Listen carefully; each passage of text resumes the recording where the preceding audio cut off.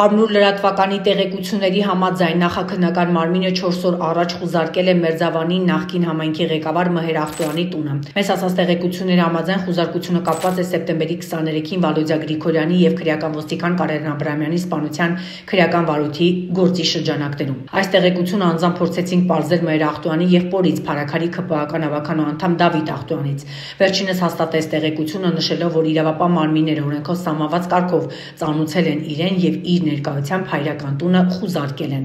Մեր այն հարցին ինչ են հայտնաբերել, ՔՊԱ-ական ավականու անդամը նշեց, որ որևէ բան չեն հայտնաբերել եւ այլ բան չի կարող ասել, քանի որ նախաքննություն է ընթանում։ Քիչ առաջ հայտնել էին, որ այս պահին Մերձավանում խուզարկությունները նախաքննական մարմնի կողմից շարունակվում են, պարբերաբար ձեզ կներկայացնենք տեղեկություններ, թե իրավապահ մարմինների խուզարկությունների արդյունքում կոնկրետ ում տուն են մտել եւ ինչ են հայտնաբերել իրավապահները։ Հետևեք մեր հրապարակումներին։